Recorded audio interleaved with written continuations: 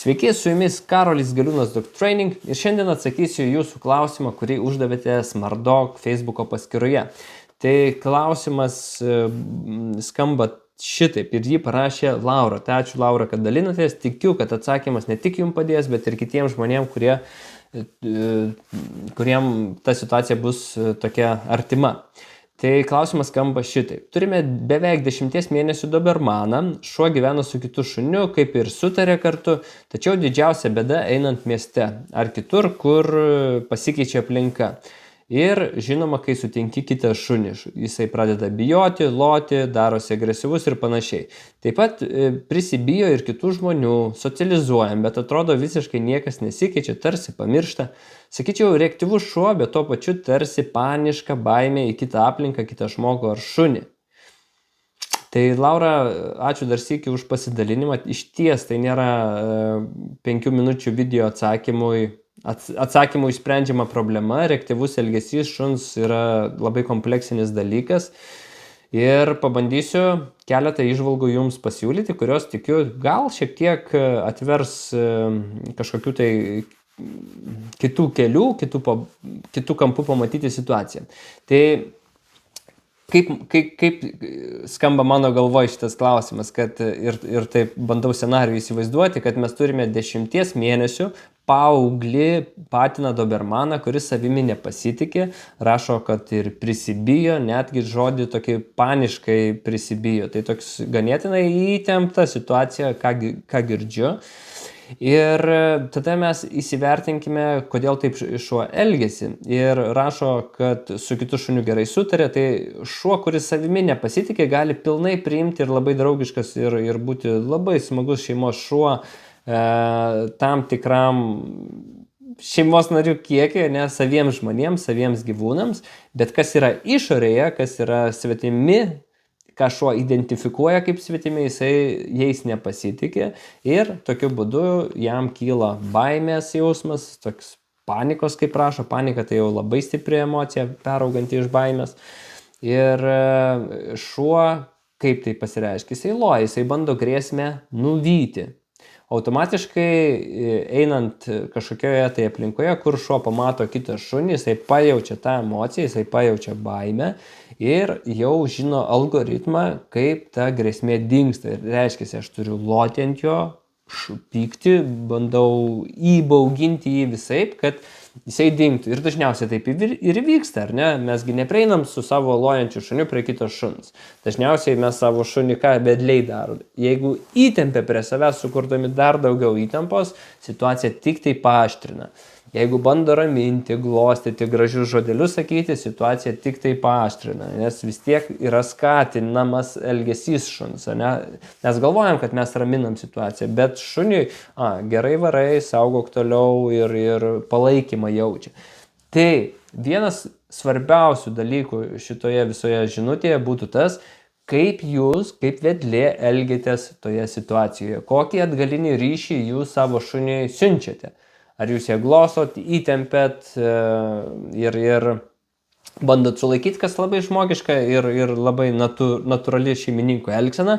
Tik tai suvokime tą dalyką, kai šuo rodo tą elgesį ir grėsmė nueina, šuo save paskatina. Tai yra savaime skatinanti elgsena. Nieko daryti nereikia. Buvo trigeris, jisai pastimuliavo gynybinę reakciją, aš aplojau, nuvijau grėsmę, grėsmė nutolo, jas mechanizmas veikia. Viskas, losiu daugiau, taškysiuosi, nes galiu grėsmę nuvyti. Tada ką labai svarbu įsivertinti, kartojosi truputį, bet labai svarbu, kokį atgalinį ryšį siunčia šeimininkas savo šuniui. Kaip jis jį valdo pavadžiu. Ar jam pavyksta nukreipti jį į maistą, į žaislą, bet tas nukreipti čia truputį dabar atidedu, nes dažniausiai tokioj būsenai jisai neims maisto, neims tenais žaislo. Tada lieka, kaip aš elgiuosi kaip vedlys su pavadžiu, nes vedžiojam šunį su pavadžiu. Ir jeigu atgalinis, gal dar prieš sakant, ką daryti, kaip daryti, pasakysiu tokį dalyką, kad jeigu mes sukuriam įtampos ir tuos dalykus darome, kuriuos išvardinau prieš tai skatina šunį, tai kas tada neskatintų šuns? Tai yra korekcija. Pakoreguoti tą elgesį ir parodyti, pasakyti šuniui, kad taip elgtis negalima. Labai svarbu dabar, ką pasakysiu. Elgtis negalima išsigąsti, mes negalim to sukontroliuoti, šuo pamatė kitą šunį, jisai jaučia, jis genetiškai taip užprogramuotas, vat, įtariai žiūrėti kitus šunis, nes aš sargas, aš dobermanas, aš sargaujantis šuo. Bet kaip tu elgsiesi pamatęs tą triggerį, mes galim įtakoti.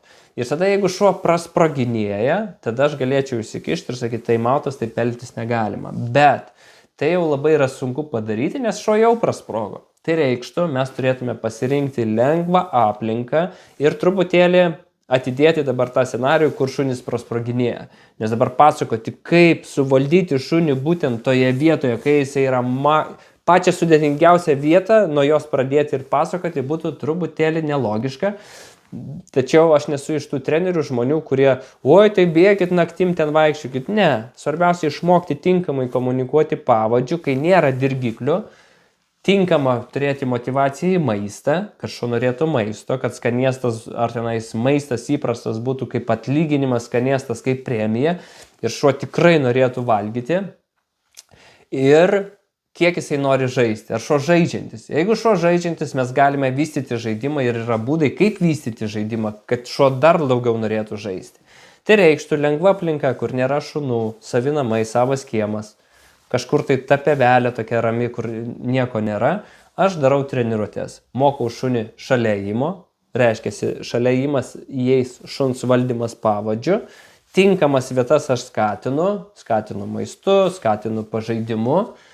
Ir išmokęs valdyti šunį, išmokęs jį atsikviesti, išmokęs tinkamai nusiųsti signalą, nes dažniausiai šeimininkai tempia pavadį, reikia kaip tik atpalaiduoti ir timtelt.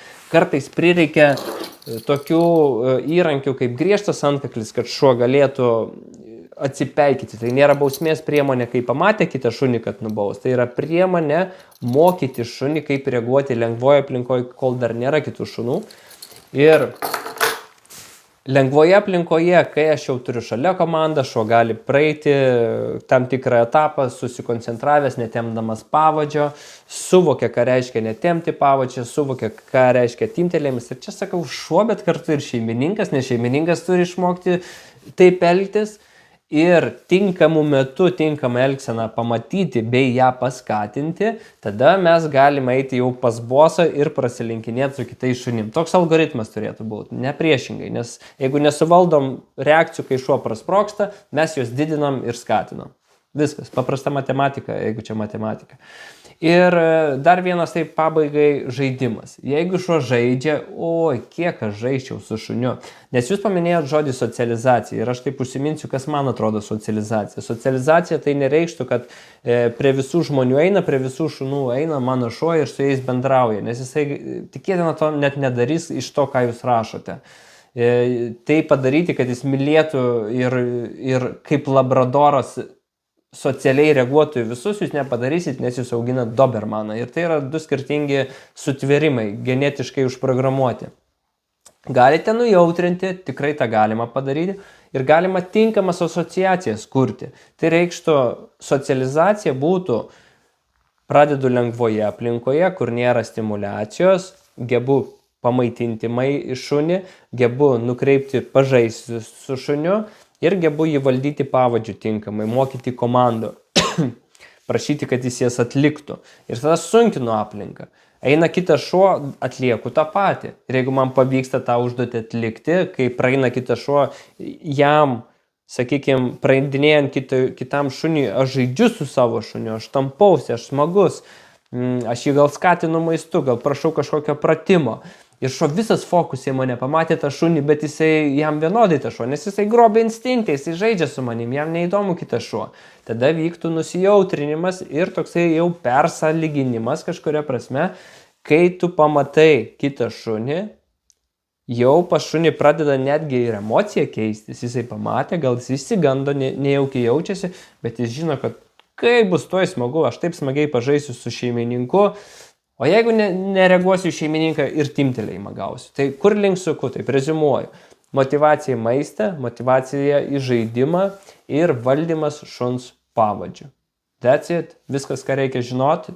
Kaip tai elgtis, čia jau labai platus plati tema, tai šiam sykiui bus tiek, tikiuosi padės ir lauksime kitų klausimų ir kreipkitės, ko galėsiu, tuo padėsiu. Tai ate.